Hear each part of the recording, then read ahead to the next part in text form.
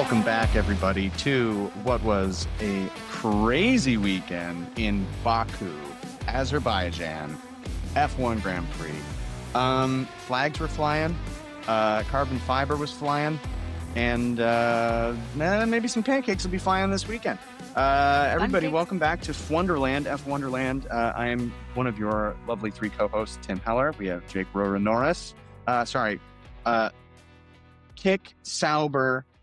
Jake Sauber Rora-Norris. There it is with the brand new merch. Honestly, new merch. That could be pretty on brand for them. I think we should trademark this before it goes. And Kelly Hennigan, How is everybody doing this fine Sunday morning after a beautiful race? Kind of a crazy race, wild weekend. How's everybody feeling? I feel good. Feel great. Yeah. Repping the green. Kelly. You're decked out, Jake. I love the Danny Rick McLaren hat. Good old times. I know. Back when I good used to days. be a fan. I definitely wore this hat. I was like, I'm going to troll Jake today on the podcast. So I'm going to wear my McLaren hat. And I was like, I'm wearing race merch. It's just not for any team except for Team Austin. You're Team Austin. Circuit. That's great. Yeah.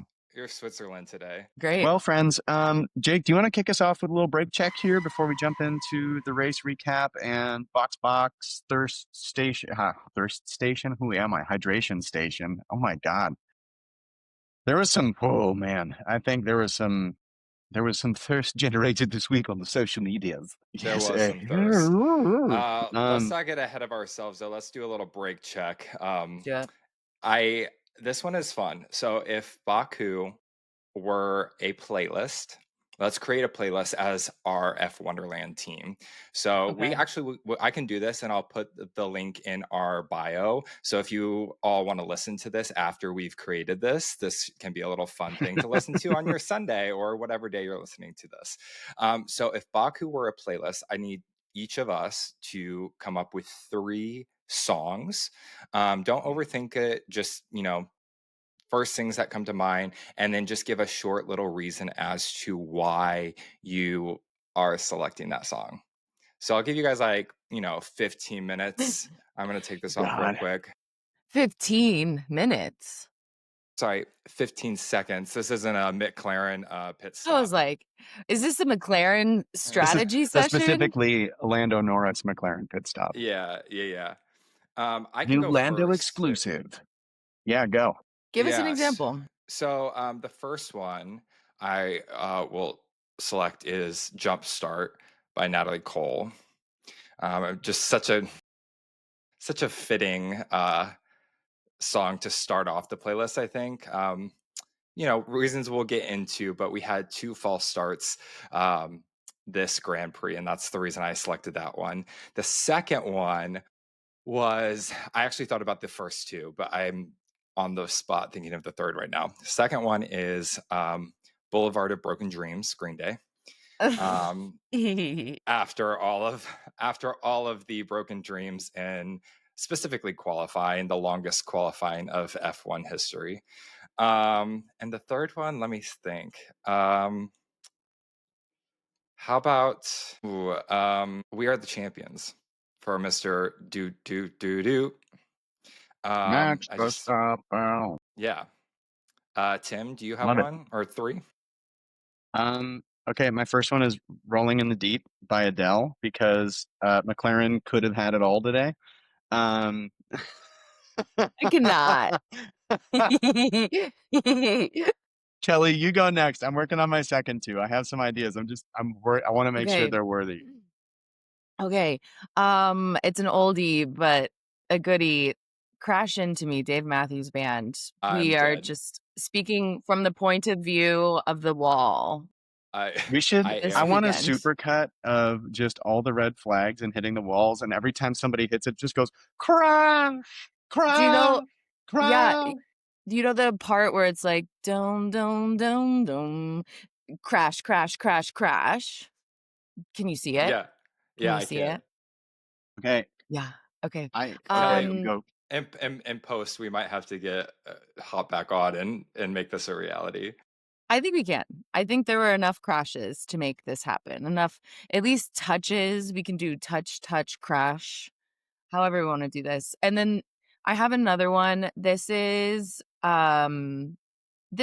Jake, I feel like how you felt coming out of this weekend. So happier than ever, Billie Eilish.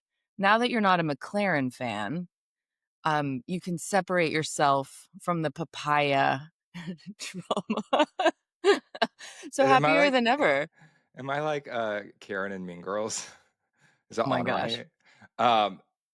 I am happier than ever.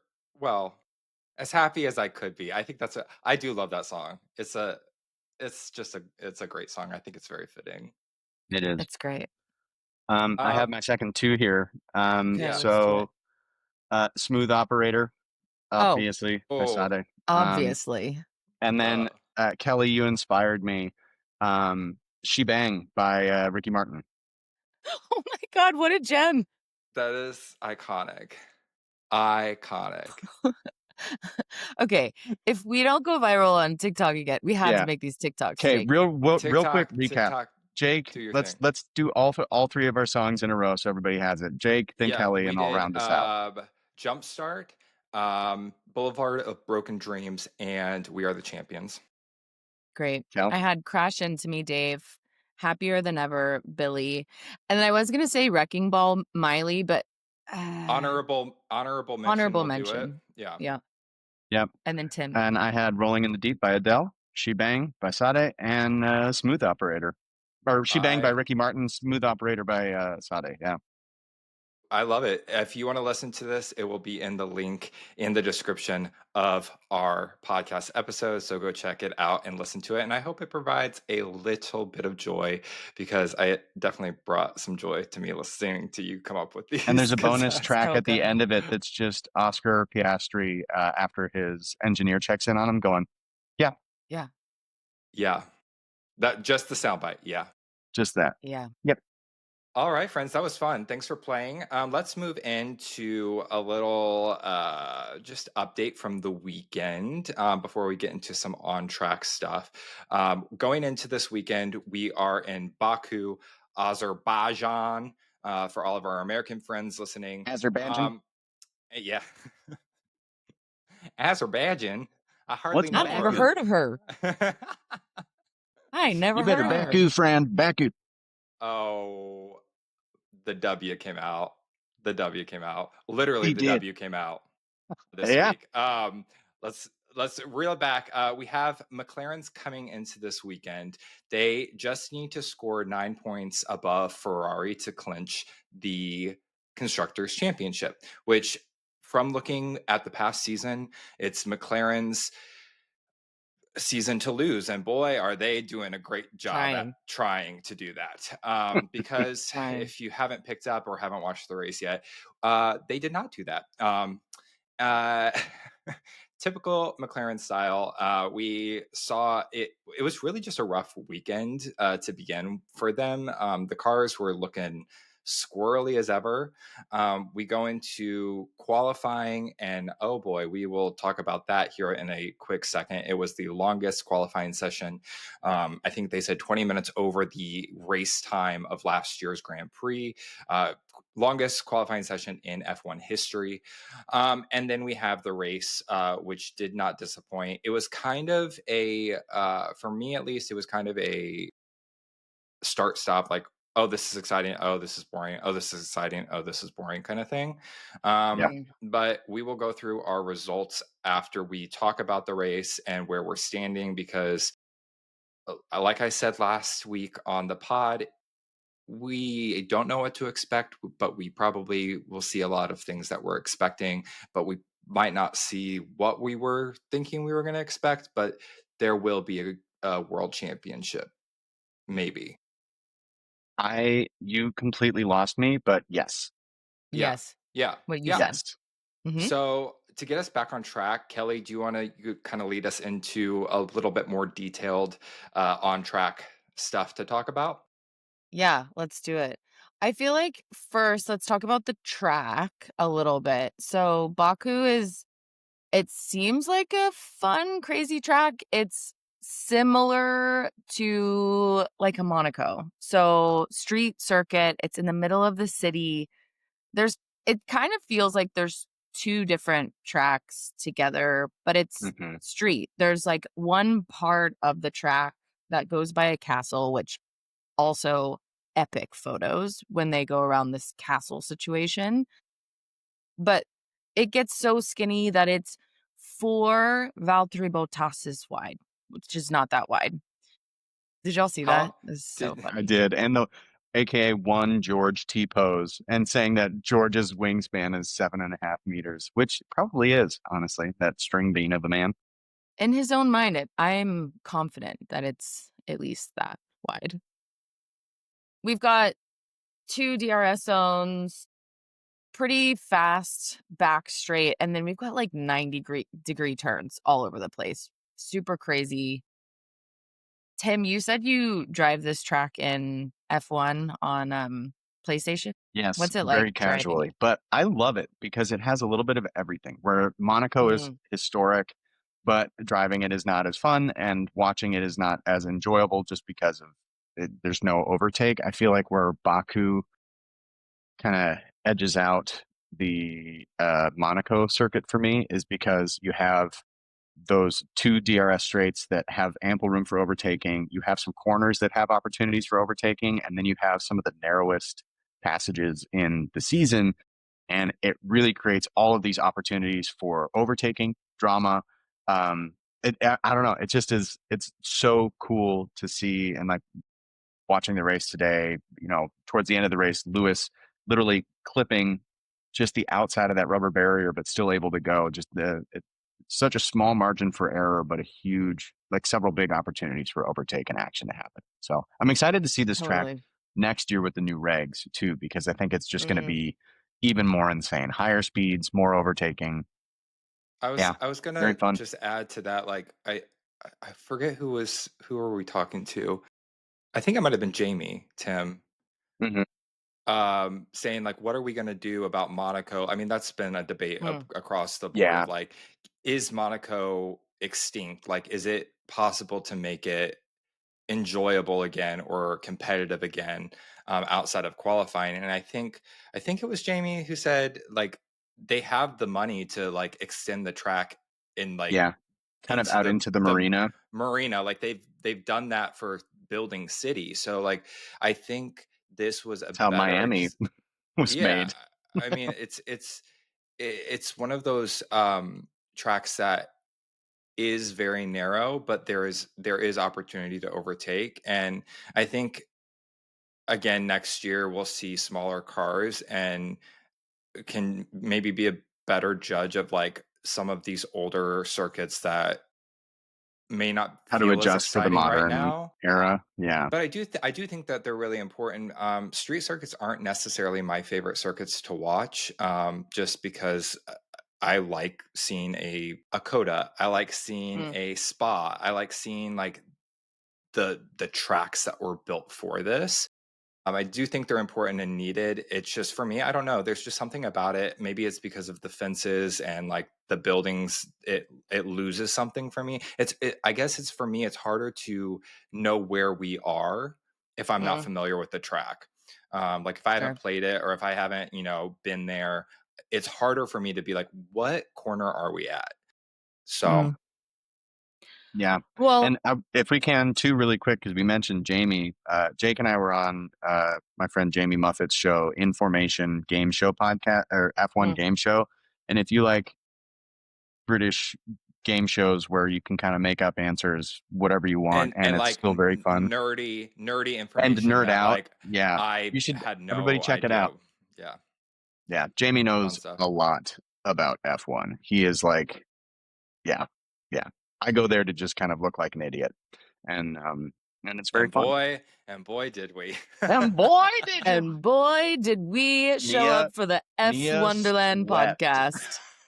Thanks for repping, boys. Half of my points on that episode were just from being stupid. Is it like Cards Against Humanity? Like you just you can kind of get a point. Answer. You get right answer gets 2 points. Silly answers get 1. Yeah. I love it. Anyway, back to Baku. Well, in that vein of thought, in terms of like Monaco street circuits, tight tracks. Not tight. I was literally gonna say, well, when you're watching these onboards, I think Lando came in for a pit stop so hot, I, like, squeezed my butt cheeks, like, It th made George me, too. Oh so my God. Did you see yes, that? so yeah. tight. It's just toit, toit, toit all the way around, but this is a track where you'll hear them talk about it, like, drivers build confidence over the course of the weekend. So every practice, step by step, is really important. It also builds the track. So because this is a street in normal times, there's all kinds of junk on the street. I don't know. Y'all help me out. Leaves. Oil leaks, Leaks, um, leaves. leaves. There They were were a like, ton "Are of the leaves leaves this gonna get into morning. the brakes and start a fire today? I guess we'll just have to wait and see." That's the other thing. I'm like, these cars are so expensive and so high tech, and there's this like little leaf, and I'm like, So is fragile. this I feel like leaf? there's a metaphor for America Well, and some I and our mean, leadership in somewhere. it's just it's just like Vegas, not last year, but the year before with signs and going over the manhole. And Yes, when I say like, I wish some manhole went over me, like, yeah, it would ruin me too. I'm fragile, right. but I There's guess we'll just like never know there's like just a because it's little not bit of happened. touching, and that shit falls apart. But which It I would also am me, like, which I would be too. It's been a long time, Kelly. I'd fall apart too. You touch Um, tips, something's gonna break off. yeah. something, Speaking something. of breaking off, do we want to, jump into practice and qualifying a little bit Yes, Yeah. this deeper? practice and qualifying session was brought to you by the color red and the number 6. Oh, hello. Hi. Yeah, let's talk about it. I watched all 3 practices. We got a lot of action and some walls. So Yeah. what was notable for y'all 6 red flags. in For quali? qualifying, I Yeah, would Yeah. say for practice for me, I was as a ex McLaren fan, I was really just that's stupid. seeing how they would f this up, and boy, they were just sliding all over the place. And I think instead of just shitting on a team that you know could be so great, um I think it's interesting how even post race interviews, you're hearing people say, "Oh, I think we'll be good at this setup. I think we'll be good at this setup. This track will benefit our car. This track won't." Um, and it just was for me. One, how can they have a car that is so fast and so good, and it like look like it's midfield in a matter of days? Um, and that's really, I really am not saying that with like disgust in my voice. It's more of like, how is that, like, how, why? Yeah, there's a Um, stark difference in performance this week versus 2 weeks ago, and and yeah. also practice, Kelly, you can maybe dive into it a little bit more, but practice leading into qualifying and unexpectedly, I thought it was going to lead into the race, which it didn't really. There were Mhm, so many driver errors. mhm, Like, so many errors, and I don't know if that goes into, Kelly, you saying, like, it builds confidence as they learn the track. I mean, practice is practice, but there were just so many errors mhm, throughout practice and qualifying that it it it makes you question, are these drivers tired? Are they I mean, mhm. George was apparently sick. I'm not saying apparently, I don't know the depth of the seriousness We of the believe he was sickness. sick for Yeah. Respiratory sure. infection. Um, are they stressed? Are they feeling pressure? Like, what is going on in these drivers' heads? Because we've saw, or is it just the weather? Because they kept saying, the rain was coming, the wind was really bad, Mhm, and they were doing a post race interview with Liam, and they were complimenting him on his driving and all of that. And someone said, "Oh, you looked it looked so easy out there," and he was like, "No, it wasn't." And that, I think, just shows, whatever your opinion on any driver or team or their performance, these guys are really good at what they do. They're in F1 for a reason, and totally. even just being in a go kart, you can feel the car move. So I can't imagine what it's like going. I was looking at these turns they're going from 220 miles an hour to like 75, 78 miles in a turn. That's what we go on the highway, like that's wild. That's what I'm ripping in my BMW i3, like on the daily in the suburbs of Austin. Like pulling That back thing from is 220. rolling and you know it. And then I take my foot off of the gas and it just that regenerative braking battery. Oh my God. Just call me Lando Norris in that moment. Yeah, Carly, we were saving our battery. You want to go into a little bit more practice and lead us into quali? Yeah, I mean, I think practice, there's setbacks, right? When drivers, when there's yellow flags, when there's red flags, when there's stuff on the track, when they can't get the laps that they're used to, it just sets everyone back for their setup for the weekend. It sets back their tire plans, how much they learn about. I think this was a new set of tires, same that we've used in a previous race this year, but like they've got to learn these tires on this track in these conditions. And the combination of low laps, variable wind, which again, I'm like, these cars have so much downforce and they weigh so much, but the wind is gonna just take them out. It's just so interesting to me. But that leads us into qualifying, which was very exciting. Or not, depending on who you're looking for, but I like the drama. So, 6 red flags. That is a record for qualifying. This qualifying lasted 8 years of my life. It's typically pretty straightforward, but super long because of red flag, yellow, then red. Q1, we lose 2 drivers. Actually, we lose 3. Alex, Nico, and Franco. Yay, exciting. Q2 happens. Q2 was kind of boring, no? Am I missing something? And then Q3. Well, everything to play for. Q2, I believe, if I'm remembering it correctly, that's when like the quote unquote like the rain was expected. So we saw, the only exciting part for me was seeing people go out like in the order and seeing like Max wait, but then Max was gambling because if there was another red flag or rain, it was going to affect Q3, which it did. It totally did. Q3, I mean, this is where like we've ramped. These are bigger braking choices. We're pushing the limits of the track. We are touching walls. We are really just More going than directly touching into walls. Yes. We've got We're rolling in the deep. We're rolling in the deep here. Charles in Charles form hits the wall. I am stupid moment. I am stupid. Classic. That's like a classic needed in your F1 repertoire. This is the track that happened. He hits the wall and he said, I am stupid on the radio. Classic radio. Charles goes into the wall. Oscar also goes into the wall, which foreshadowing. I mean, it was practice for the race, clearly.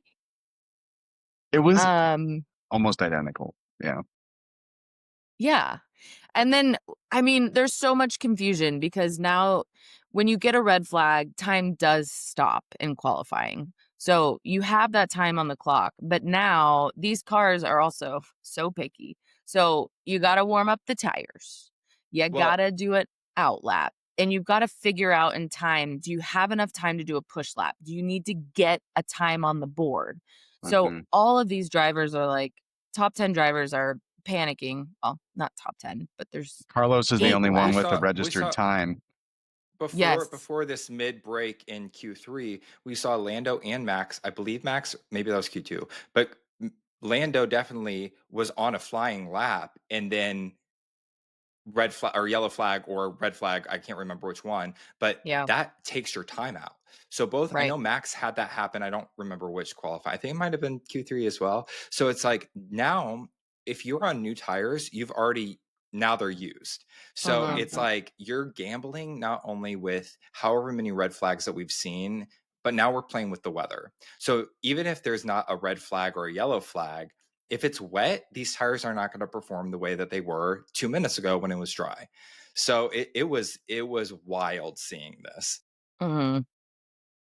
Totally. Carlos Sainz was topping the time charts for a long time, which was really exciting. And it seems like maybe the conditions were conditioning to support him keeping a really good time on for qualifying in general. Any other notes before we go into starting grid? I think you said it perfectly on like we had a rain delay in the middle of Q3, so we had like 7 minutes left of Q3, and Sainz was on provisional pole, and he set a decent lap time. I think he was like 0.3 off of like Max's previous time or something like that. It wasn't like it was like, oh, he's just there because no one else got a time in. It like he actually did a decent lap. But yeah, let's go into starting grid after this 7 minutes ended. Yes, starting grid. We have dun dun dun, dun Max Verstappen. Pole, baby. Pole. Don't count this man out. He's not reigning world champion for no reason. I think I have a package here. Oh no. Uh-oh. Oh. I just thought it was fitting, since he's pole position, I'd wear my Max Verstappen hat. Right. It says Man. Can you draw a little? Can you draw? Where's your one with the lion on it? Oh, that was $50 more. I'm on a budget right now. Okay. So Okay. if you want to buy it for me, I just want to see sponsor your the version podcast. of the Dutch lion drawn on that. Yeah, this bandwagon budget is running out here, Jake. You're running out of budget for all the bandwagons. I feel like we're about to on. see some new merch. It's coming down the line here. Hot off the press. You can sponsor us at F1derland podcast at gmail.com. No, this must be a knockoff. It's like unraveling. Yeah. There's my lion. Perfect. Oh my God, I love it. God, you can't even tell. You can't even tell that's a post-it. It's not a post-it. It is? How? No, these are patches. Is it? Are those the Kick Sauber patches? But with Max's branding on it? No, it's part of the Williams car from last year. People in the factory made it. Don't diss the people in the factory. Oh, Jake wins. Okay, so anyways, Max, yes, Carlos Sainz of Williams on the front row. Second, third, we have who do we have third? Why am I blanking? Is it Liam? Oh, because it's Liam, Kimmy. Shit. Liam, Kimmy, George, and then TBH, not sure. Midfielders. Yeah. Well, we have lights out. We have Piastri and Norris and like midfield. So like not typical midfielders, but midfielders. Yes. Oscar's like pretty deep in the field too. He's he ended up 14th, 15th. Correct? No, yeah, I think I thought Lando was 7th and Oscar was 9th. Yeah. Okay. 7th and 9th. Yeah. And then Ferrari ended up 10th and 12th, which is they were looking so strong all weekend, but here we are. They always do. They always look I am stupid. Okay. Let's get into it. I woke up to a text that was like, I can't wait to talk about the start of this race. And I was like, oh baby, here we go. So lights out, away we go. This is one of the shorter straights to turn one. That's not a read on the straight. It's just the fact. We love a short king. It's fine. We love Yuki now. Can't keep up, Jake. Genuinely can't keep It's up. okay. We gotta pivot. Kelly and I are building our F1 neck muscles here from the breakneck speed that you're changing alliances to. And it's okay. It's good for our health long term. Yeah, You're I'm pulling keeping you. I'm pulling so many G's trying to follow I'm where you're trying to heading. keep your reflexes. I am the tennis ball. I'm just trying to keep your reflexes in tip-top shape. Okay, great. Thank you. Yeah. So So I'm even not gonna before lights lie. out, Oh, go for it. Kelly. Okay, even before lights out, Oscar was away and at it. Kind of an uncharacteristic start for him.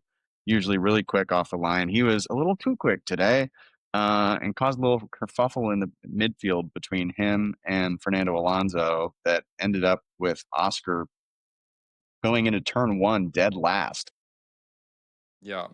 which was kind of wild to see. And Fernando Alonso ultimately serving a 10-second time penalty for jumping the line that Oscar would have had it not been for turn five. Yeah. I thought I'm curious to know what you guys thought about this, because the way that we saw it, we saw the start of the race, and Yeah. it's a very, like Kelly said, it's a very, very tight track. So we're expecting it to be very intense. I don't know if I was expecting more crashes or what, but like there's something's going to happen because it's just so tight and we're trying to gain position here. And all I see is the cars, and there's some movement, but everyone's making it through turn one, and then all of a sudden Piastri's 20th, and I was like, because it wasn't shown, because he was started so far back. If he would have been P1, P2, P3, front row, second row, you know, I think it would have been a little bit more obvious for us. But I was like, how did he get to P20? And he literally just took his hand off the clutch and started. I thought he stalled at first. Like I thought he like pulled a He jumped F1 it. movie, but he jumped it. And to your point, Tim, Alonso was behind him and jumped it too, reflectively. You know, is that a word? Reflective. His reflexes It were is, but not in that reflecting. sense. Reflect Yes. reactively. He Right. reactively reacted with Mhm. his reflexes reflexing. And his Mm. reflective detailing, similar to Lululemon pants. Which Lewis Hamilton has a partnership with. So So yeah, there was a 10-second penalty for Alonso, and mhm. now it's not come out yet, but there is most likely going to be, there would have been a penalty for Piastri, but he did not finish the race, which we'll get to here in a second, which Well, means yeah. If it you will. DNF, do you get I mean, So should he get a penalty? they're going to carry it over, which normally would be a grid place penalty, which is normally 3 grid places. So we're going into Singapore, and we have our our leading driver in the championship right now, potentially, even if he got pole position, might start as close as P3. Bless you. So let's go. Thank you. Let's go into the first turn and this incident.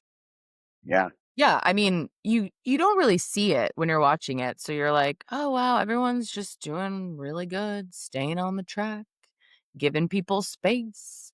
I mean, we're at the point you have to consider this grid is super mixed up. So, like, everyone who is typically not at the front of the grid, this is, like, the opportunity where McLarens are not in front of them. So, like, you have to have a air of somewhat caution.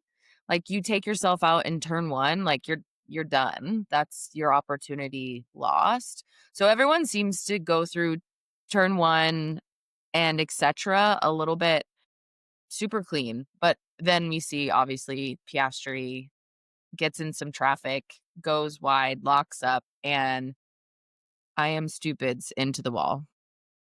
Yeah. In Yeah. lap 1. Yep. And Yeah. in turn 5, lap 1, and for the next 4.5 laps, there was a safety car. And so there wasn't a whole lot happening except by Williams and Haas, with some really interesting pit strategy situations happening there to cycle through.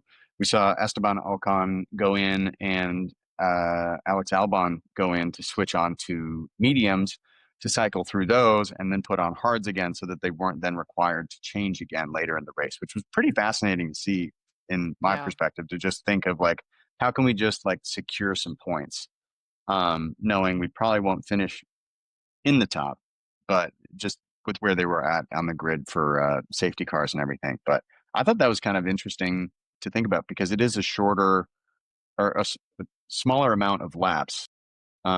You can really stretch those hards, and we saw that happen today in a couple of instances. Yeah, a lot of Yeah, people started either on hards or mediums and then did the flip. totally. I love, it's Bernie, right? Yeah, She was yeah, commentating today? Birdie Collins. Yes. I just love her insight because they were like, "That's so weird." They came in and she's like, "I think Ocon's gonna go in again and swap them one more time to get back on hards." Um, so interesting. And it ended up being the only yellow flag of the race, which also seems interesting I was after really qualifying surprised. yesterday. I thought we were going to see a lot more start stops. I think there was some commentary after the race saying like, well, we were surprised that there after 6 red flags in qualifying, we only had 1 yellow, um, and I think the consensus was twofold. First, people know the track more, like you said, Kelly, like they learned. But Max said that of course, I think there's going to be a lot more reservation when you're racing. If you've ever even played like Mm, F1 the game, like if you're qualifying or practicing, you're like, oh, I got this. And then as soon as you go into a simulated race, you're like, why aren't they moving when I'm trying to turn? Like I have to brake harder or I have to give more space. Like, so I can only imagine what it's like in real life. But yeah, I think people also, I think the second part of this is my opinion. We're at a stage in this season where things matter. Like Mhm, our actions and our um, results of those actions have more mhm, weight now than they did at the beginning of the season or even 3 races prior to this one. Like we said, this is McLaren's race to clinch the championship, and they didn't. But if Oscar didn't go into the wall, would they still, with 2 drivers out there taking risks to get into that position, or would they have not yeah, done that and just known, okay, mhm, we'll get it next race?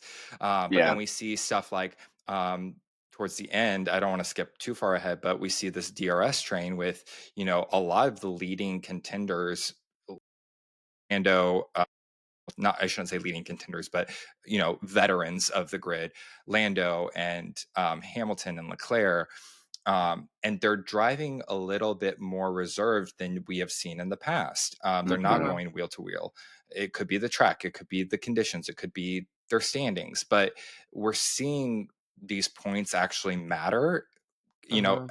Oscar coming out, that's a huge chunk for him to lose. It's the same thing that happened to Lando Totally. at Zandvoort. Like it can happen so quickly that I think that we're not seeing the drivers take as many, because we're not at the end of the season yet. So it's like that little like gray area where we have to reserve our decisions because they matter, but it's not Hmm. the end of the line yet. So we're not Yeah, sending it because we have nothing else to lose. it's especially so in drivers' championship 2 through 4 positions with Mercedes, Ferrari, and Red Bull right now. And today we saw switching of the positions just between Ferrari and Merck today. Mercedes. Mhm. Yeah, Right. they had big points, but Yeah. yeah, that's an interesting note that you made, Jake. And I'm because I found myself getting kind of frustrated at the end of the race with the last like 10, 15 laps with that DRS train because I'm like, please, somebody just make a move on Lawson. Mm, But the Racing Bulls cars were like nasty today. They were quick coming out of those corners. Like after slowing down, the acceleration just seemed like you could not catch them. I was more hopeful for Isaac today, but he got kind of stuck in the middle of the pack with his pit stops and everything. But they both looked mhm. mean today. Again, it was kind of fun. And as far as our favorite driver, Mr. Lawson, I will give credit to him. He drove very, very well today. He Defensive driver of the defended day for sure. and he wasn't defending in a chaotic, sporadic way either, like No, you see Yeah. this is sometimes. It was true. very calm and collected, and we've talked our shit about him, but I will give him, he deserved his place today, and he drove Very mature drive. exceptionally well. You won't see me with a Lawson hat anytime soon, but I do think that he deserved his place today. And I thought it was interesting. You know how they say, like, it's sometimes more interesting, like, in between what's being said or what's being done, like the area in between what's, in between the lines, I should say. The dynamic of Lawson and Yuki in that last DRS train, there's so much energy there History. and this is where I say, it really does matter on our choices at this point in the season, because they were once teammates starting. Well, Lawson was they were in swapped cars. Mhm. And then they swapped again. And there's speculation that Isaac will be in the RB seat next year for Yuki. But there's just a lot of noise from this season. But also, Yuki is helping Max out by holding up this train as well. So by not making a move or fighting Isaac, who also, or not Isaac, sorry, Liam, who is also their sister team, if you have a V-carb and an RB, even if they don't touch, if they start battling, that gives Lando and Hamilton behind them time to overtake them or to do something, gain an advantage in some way. So I think that's where we're seeing, like, these decisions that we would love to see aren't coming to fruition because there's too much on the line right now. Yeah. Yeah. Yeah, I mean, it's Operation Get Your Car through the race. Fix your fucking car. Fix your fucking car. Yeah. I mean, I think that's super true. To be honest, I was very nervous that Liam was so in front of the grid based on his history of Carnage. From my point of view, it looks like a little bit of emotional Agreed. driving. Agreed. So, like, when you're a rookie and you're trying to hold your position, this is his best qualifying ever. This is his best finish ever. It's really easy to be like, okay, I'm going to hold. But I mean, he ended up driving a really clean race. But let's talk about some bigger themes coming out of the day. Because there was a lot of like, is something else crazy going to happen? And not really, if I'm being No, totally I like honest. have on my notes, there's like two things where it's like possible incident with Colapinto and Albon at lap 20. And then it was fun, but it wasn't like anything that we don't need to just watch the race kind of thing. Yeah. Totally. So, I mean, top call out, Max converts a pole to a win, like, by a lot. In, like, traditional Dutch style. 30-something Country seconds, mile. he built a gap. He was able like to old do... Max is back.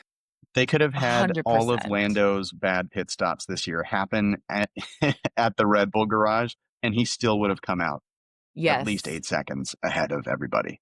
It begs the question, is Max out of it? Are we going to see something? They If did McLaren... the math. Okay. They did the potential math, and I'm not going to say the numbers because I didn't pay attention. But basically, he is not out of the race. I mean, obviously, but it would have to be catastrophic for McLaren, right? Like, lot. It would have to be this weekend for McLaren, the rest of the season, pretty much, for him to win. Not saying that that's not going to happen, because who knows? Well, look at the material. Right, it's writing itself. After this win, I was like, damn it, like, what if they are tied at number 2 or tied at number 1? Right? What if honestly, Max, I mean, it would be so on brand for McLaren and Lando at this point. At the beginning of the season, watch Max take out points from McLaren, and what is happening?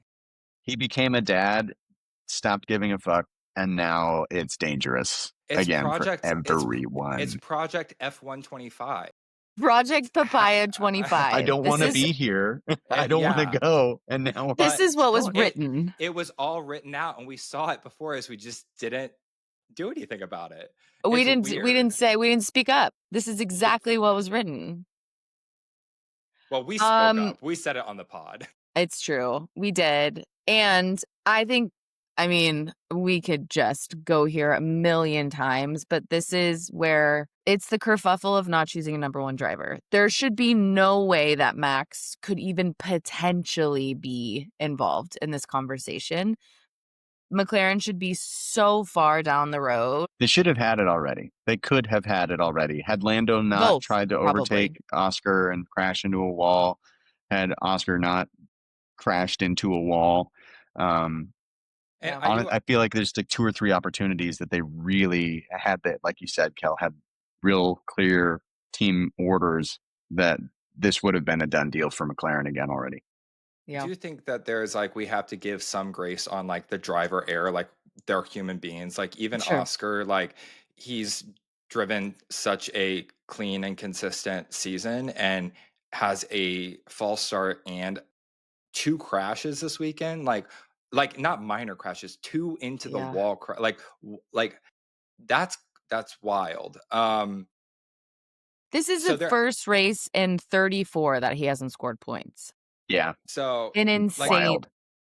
There has to be some like grace on like the driver human level, but at the same time, like McLaren, like can we talk about the pit stop? Because that was painful. I texted the group chat. I don't know if you guys were up and started watching yet, but I was like, I'm so glad I'm not a McLaren fan. Mm-hmm. Like, because this is where we're talking about it should have been theirs.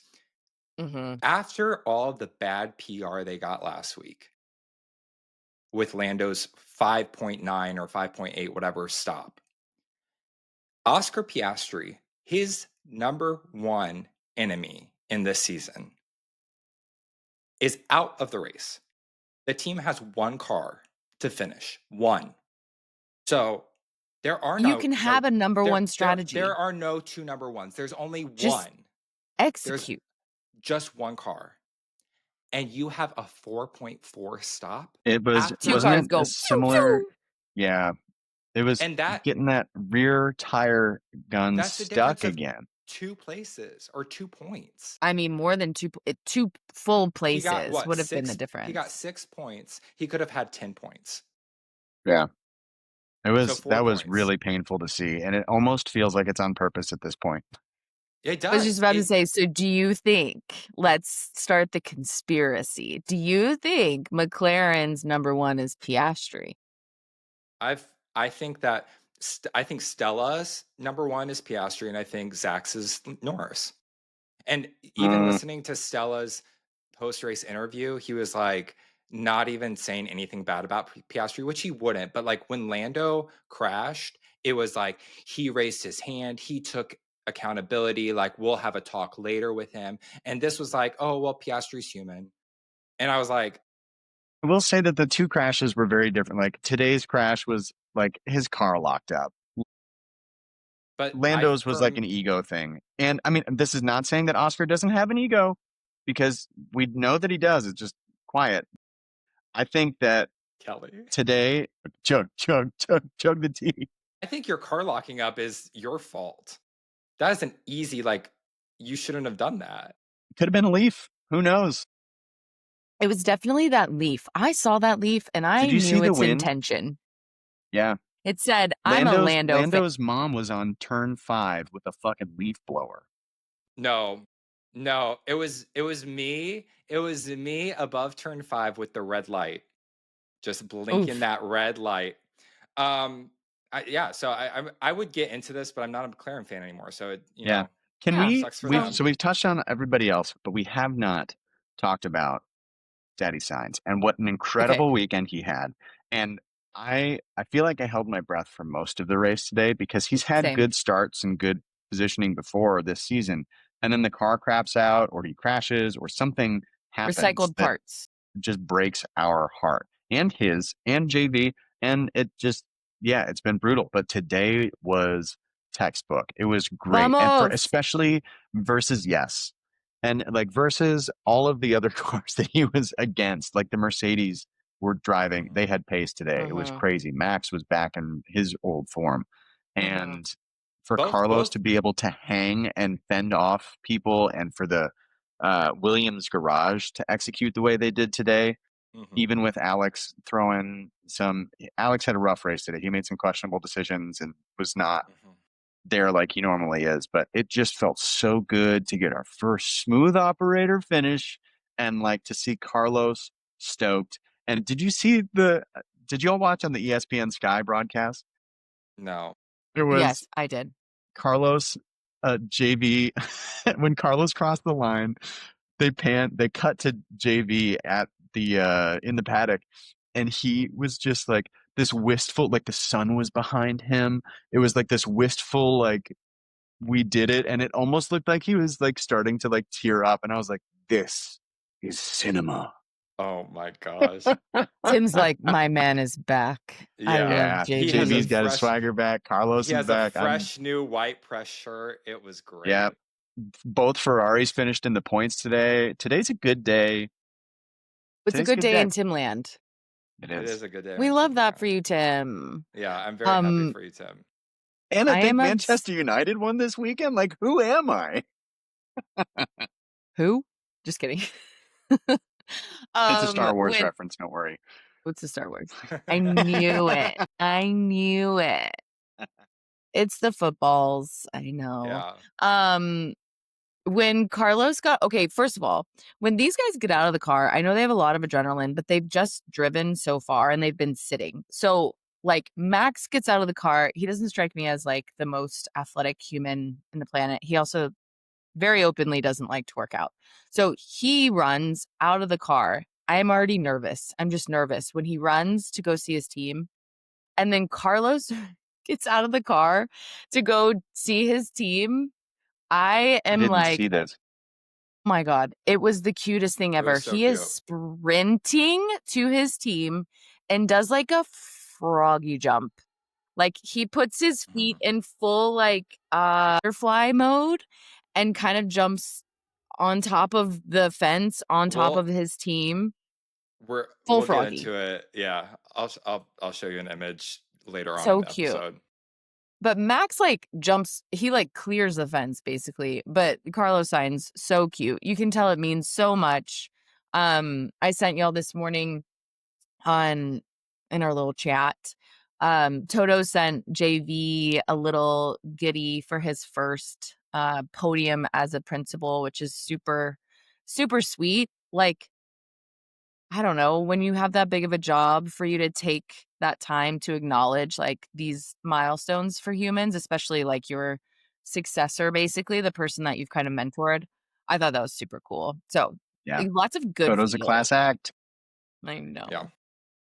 Also, Toto's hair today, they cut to him. Usually it's pristine. It looked like it was like Kate from John and Kate plus 8, like stressed out on Black Friday, all 9 kids.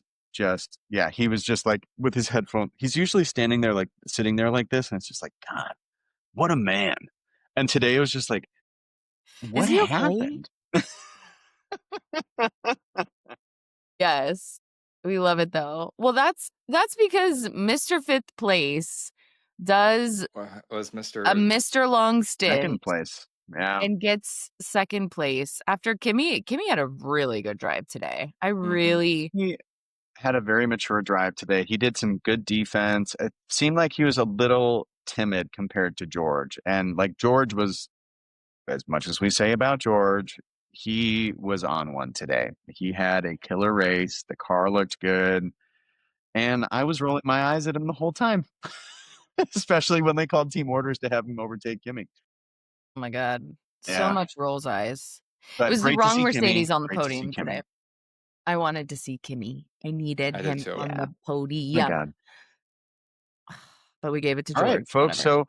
So anything else before we get into, I'll take us through the points for the standings here. I was gonna really just quickly add, I think I don't know if I'll ever say I'm a Red Bull fan, but I was very impressed by their car. It's interesting, both Max and Yuki how they finished, and I'm just Mhm. curious to see how the rest of their season is going to roll out, especially because I think we're seeing now implications from Horner's exit. Like it could have gone one way or the other. So I'm interested to see how that'll continue to play out. Yeah. But yeah, Yeah. Love it. Great point. Tim, take us into the standings. All right, friends. So just a little bit of movement in the Constructors' Cup. We have McLaren still sitting pretty at 623. Mercedes now has overtaken Ferrari for the second place slot at 290 points. Then we've got Ferrari at 286, Red Bull at 272, Williams. Oh, big day for Williams today. I wish Alex would have finished in points and just double tapped it.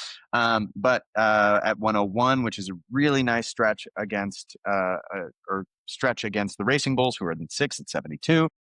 Austin is at 62 and seventh, and then we've got Kick, Albert, Jake's favorite team, and in eighth at 55, Haas and Alpine, bringing us down at 44 points and 20 points, respectively. They Drivers. All right. stink.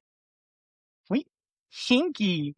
Quoting Kelly from last guess, week. They stink. It just Talking makes me about think of Alpine. that trash bag commercial. Stinky, So stinky, bad. stinky. Hefty, hefty, hefty.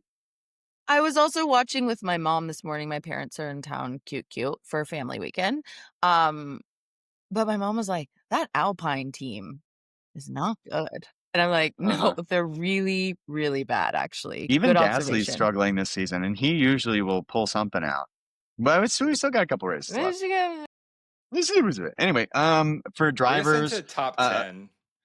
Yeah, Top we'll just 10 do of top 10 for drivers. drivers. We have Oscar, Lando, Max, George, Charles, Lewis, Kimi, Alex Albon, Isaac Hadjar, and Nico Hülkenberg in 10th here. And then, Jake, can you take us through our fantasy situation for today? Yes. So from today's race, Hennis Venkus in third place with 81 points. Kind of expected, as I know who your number one driver is. Second place, Tim Tried with 96 points, and DRC Grande P1 with 110. That takes us overall standings. Tim Tried 1721. Hennis Venkus 23.59, and DRC Grande 25.38. If I can break 2K this season, I'll be excited. Also, that's I looked at my fantasy for the first time in probably 2 or 3 months on Wednesday, and realized I have had Jack Doohan. Tim. There was another Yuki switching from RB to Red Bull. Tim. Oh my god. Tim, I need to change the name to Tim's Barely Trying. I'd be at 2K probably by now if I had paid attention to it. Well, and he still beat me this week. Well, I still beat. Well, I adjusted. I picked Carlos, which was really fortuitous.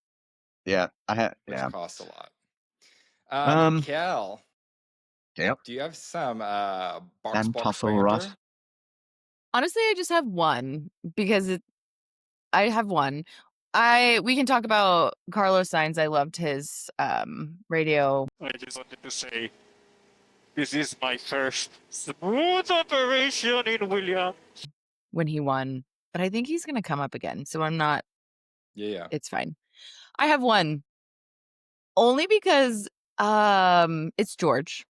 George is typically our weatherman, or he's also giving us the tattletale report on the track. Like, what did someone do to him? Like, that's really what he's here for. So typically his radios are pretty funny, but there's also the process of the radios are funny to me, right? So there's someone listening to all the radios and then deciding what radio makes sense to feature that either tells the story of what happened or like gets a reaction from something. To be honest, I don't even remember what the moment was, but the radio that they chose to feature was George saying a 4-letter word, period. That's it. Yeah. And maybe he tried to overtake somebody in the middle of the field and he couldn't do it. And he tried to go around the outside, I think, and then got cut off and just went. And this is the thing that's so funny to me. So it's totally bleeped out. and then the transcription is like star. Hank's losing his mind. He was Hank didn't just saying what George said. He was literally like exactly that energy basically match. fill in the blanks, right? So I was like, what word did he say? Like, what tell me more about why we're featuring this word. I could guess a word, but that's what I would say. Like, what do y'all think he said as a I British? think he said rain. Mm. Mm-hmm. Rain. Mm-hmm. Yeah, I'll go with move, MOVE, for 500. Just move. Yeah, I was think like, it's interesting how they fine them for cussing, but then they'll put that like, huh? In full choice, they're choosing to put this on the broadcast, but it's not even a word. It's bleeped out. So like, Yeah. Is it for the bleep drama? No Like, I don't know. consistency. Fill No. in the blank. What do you think? What do you think? I will say today the FIA seemed to be much more swift in their decision making for penalties and calling things instead of like waiting until 3 laps left to give somebody a 10-second penalty. It felt like a lot of the Not lickety incidents split, but were pretty straightforward. Or yeah, but even and we've Yeah. seen in the past like some things that look 100. straightforward that they waited a day and a half to. Well, there was that. Penalize somebody for. I don't remember what lap it was, but it was like there was a branch on the track, and we're like, "Are we doing this again? Like what? Like, are we just I feel gonna like wait Ollie and see?" at one point was like, "I have a branch in my tire." I'm like, Yeah. "Okay, There's a fox. this is too much." Yeah. That was it. That was my interesting. Like, what are we doing here with the radio situation today? There also weren't really a lot of radios on that were Oh. like worth it. It was We also- pretty boring. We talked about Oscars. I would love to hear Oscars radio, but Oscars response is just One word. Yeah. Are you Yeah. okay? Yeah. Yeah. Yeah. But I'm glad that they didn't say, "Oscar, you're so pretty. You're so pretty. You were Get out of the car so and we'll fast give in you a turns 1 cupcake through for 4. It's okay. What a Here's great wall sticker." choice. Oh my Yeah. gosh. You Lando, look great Oscar in that crashed wall. out in turn 5 after the safety car. Can you please do the same? But don't worry, Piastri. We're gonna make sure that his stop is nice and slow. We'll make it fair. We'll make it fair. All right. Enough of that. I'm thirsty. Are you thirsty? I'm Yes. parched. All right. So for hydration I feel like this station, is probably the biggest hydration station in a minute. We've been waiting for this. Honestly, I literally texted the group chat. I was like, we got a lot after summer break because everyone was on their Yagget. But I was like, I'm gonna like lay low on Lando stuff just because like that's like my feed. It's like what the algorithm is throwing me. And then the racing gods or the British Vogue gods or whatever, the universe was like, here, we're gonna just give you this week. So unfortunately, it's gonna be Lando today. You poor man, reason. Jake. I'm so sorry for you. So I have 3 pictures here. There's one of him in like an oversized suit, black and white, shirtless. There's one of him that's very like 50s era, like black racing. I was gonna say jumpsuit, but racing suit. In front of like James Dean. Yeah, in front of McLaren. McLaren, and then the one with him, like I think it might be the cover of him, like with a sweater in a field with his shirt, like just like raised up a little bit. I wanted to just ask y'all what your thoughts are on these before I comment. Handsome. Mm-hmm. Handsome. What a nice young man. Classically handsome. It looks he's jacked, classically handsome. He is in these clothes, and it looks like James Dean to me.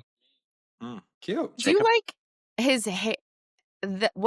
How they've styled his hair? Mm-hmm. Listen, I'm not looking at the same things here.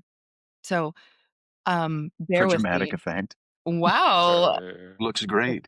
Let me tell you. All right, Jake, just tell us your take. Tell us. I I don't mind the last photo. I think it's the cover. I think he looks very handsome, and it's like enough where it's like modest, but like also sexy for Vogue. I do like the idea of like him in front of the car, like the old McLaren, and I don't mind the oversized suit, but there's just something off about it for me. I guess I just have a image in my brain or a version of Lando in my brain that did not align with these photos.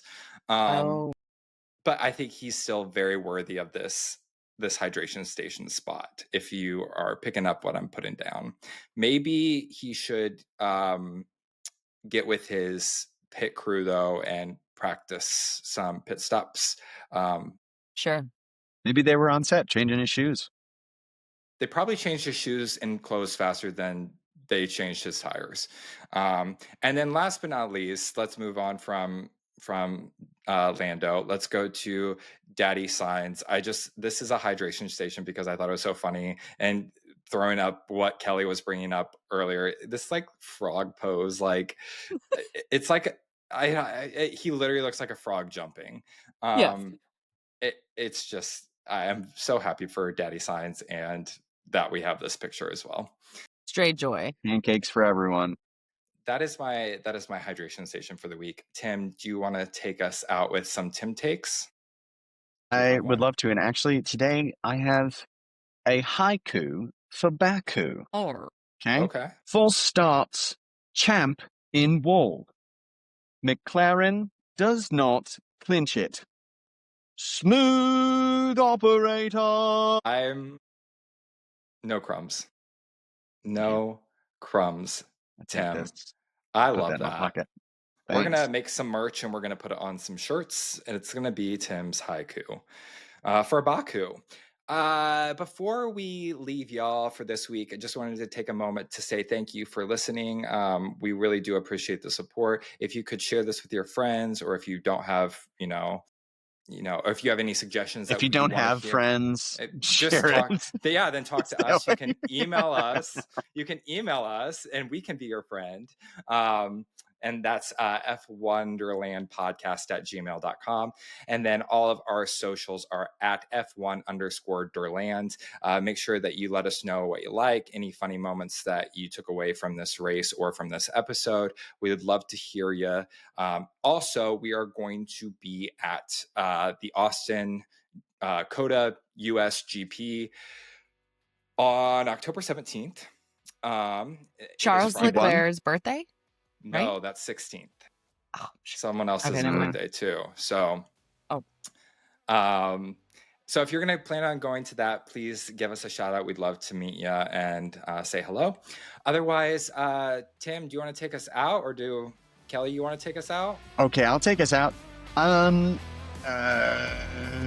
We like race cars. Yes, we do. We like race cars. How about you? We'll see you at COTA for FP1 in October, and we'll see you in Singapore first. We're booked in blast. We'll see you in the pit lane for Singapore. And Bye. outro ever.